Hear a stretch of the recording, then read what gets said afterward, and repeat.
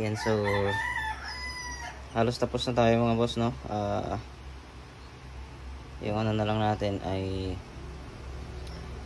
grid na lang. So andito yung safety breaker ng grid natin,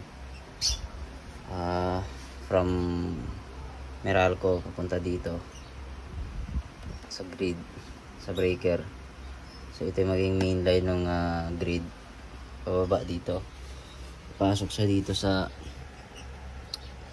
breaker, 63 amps. Nakaparallel ngayon dito papunta sa ating source B, sa ating power source, city power yung Meralco natin. Ayan, so nakaparallel din yung papuntang inverter natin dyan, papuntang line natin.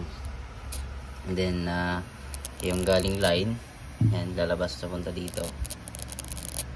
Ito yung grid input ng ating inverter. So dito siya. Yan. So nakababa yung breaker, no? Wala pa naman tong linya. And then papasok siya dito sa grid.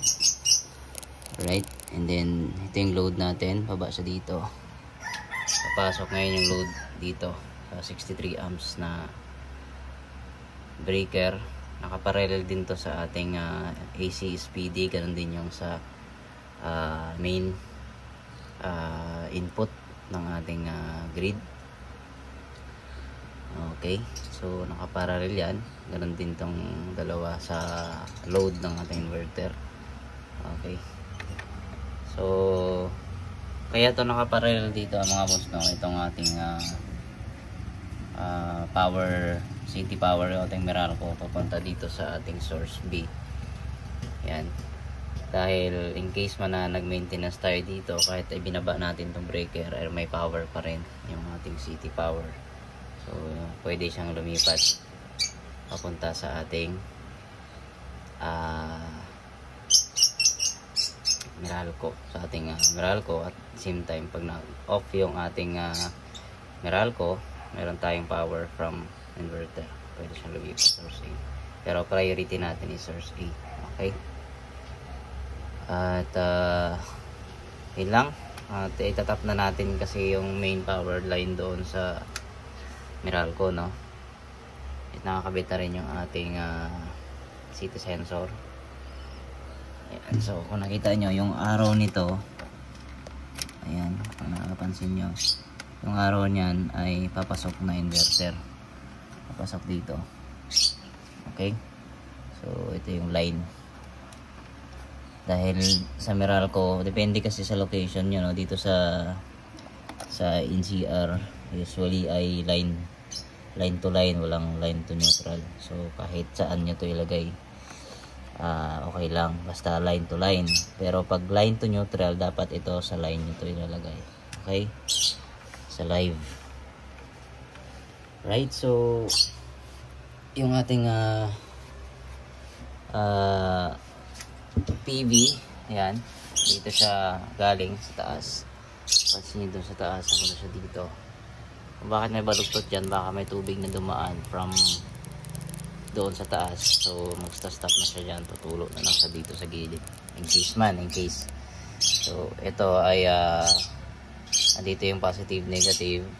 Alright, so bumalik dito, umakyat, papasok dito sa ating breaker, no? Meron na tayong 190 plus volts. So test natin. So check natin. Ayan, so nakita nyo meron tayong 190 volts DC. Right, pag binaligtad natin yan, so makikita nyo na baliktad din yung polarity. Meron siyang negative na sign. Okay, so ito yung tama, wala siyang negative. So sakto yung polarity natin, nakaparallel siya sa ating DC SPD. Okay, so wala na tayong naka-connect na rin yung ating from breaker, no? Bababa siya dito. Yan, aakyat siya dito sa ating input, PV input. Alright. Right, so itong ano ni client ay wala muna siyang battery, no? Bali on grid style muna siya. Ang andahan dito, no, sa inverter na to, pwede mo na siyang lagyan ng battery in case man na may budget ka na. So for upgrade yun. Yung kagandahan dito sa DAE na inverter. Ito pala yung 6 kW, yung 5th generation nila. Kung nakikita nyo. Ayan, Sun 6K. Okay. So yan yung ating inverter. So upon checking, no, okay naman na yung mga continuity nya. Wala naman lang tayong problema. So kukonect na lang natin yung live, yung main line, para ma-power up natin sa inverter. Okay. So mamaya balikan natin kayo. Okay guys, so ipa-power on na natin siya, no. So up na natin to. Natin.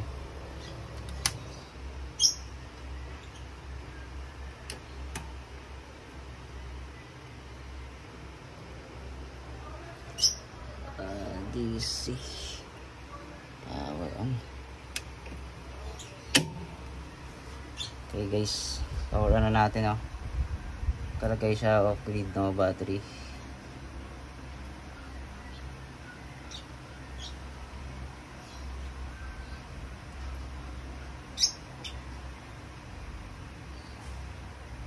Okay.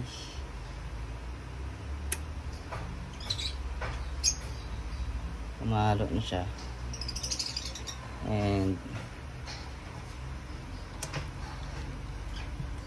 mayroon tayong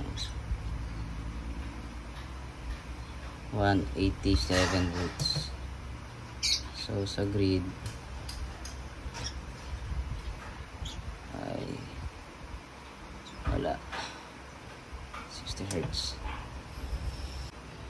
Meron pala tayong kulang dito sa transfer switch. Pero working na siya. Right. Antay lang natin mag normal. Battery settings, battery settings, no bat.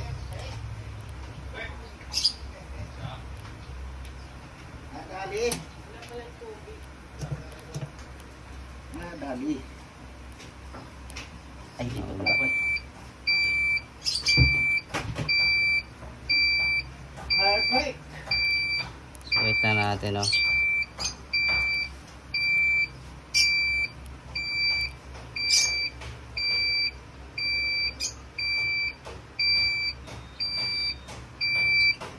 grid mode change.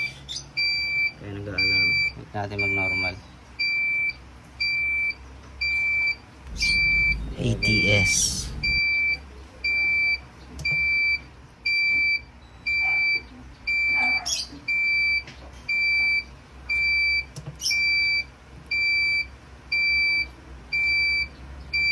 Bakit tumutunog?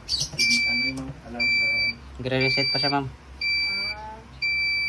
So ngayon yung nagpapatakbo, Jojo, ano, solar na? Hindi pa. Sineset up ko pa. May hindi ako nailagay dito para sa transfer switch, eh.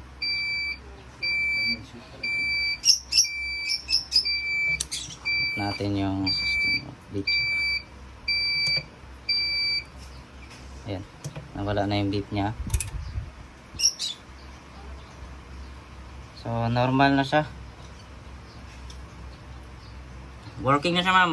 Transfer ko na lang to. Saglit lang. So yun guys, no, tapos na yung installation. Tatakpan na lang natin lahat ng safety breakers, pati itong inverter. So gumagana na siya. Nakita nyo, wala tayong harvest galing Meralco. Lahat ay nakasolar. Nasa 500 watts yung kinakain na appliances ngayon. And wala siyang battery na. Pwede siyang lagyan ng battery pag may budget na. Ayan. So okay na. Working na siya. Tatakpan na lang natin.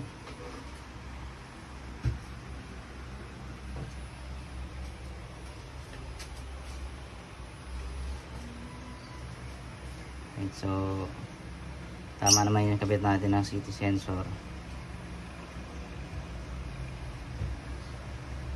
Okay na, working na siya.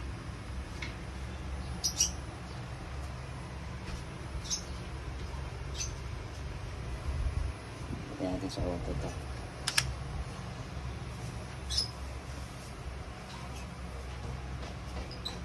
Lagyan natin sa auto. Try natin baba ang breaker.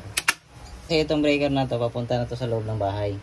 Supply na to galing dito sa inverter. Ito naman, papasok ng inverter galing dito sa Meralco. Taas na natin para naka-solar ka na. So lilipat na yan siya kusap.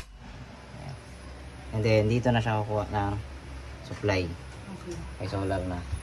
Kailangan talaga mamadali na yung battery, no? Para Kasi halimbawa ito, wala kang ginagamit na aircon, sayang yung excess na dapat na i-produce ng solar. energy.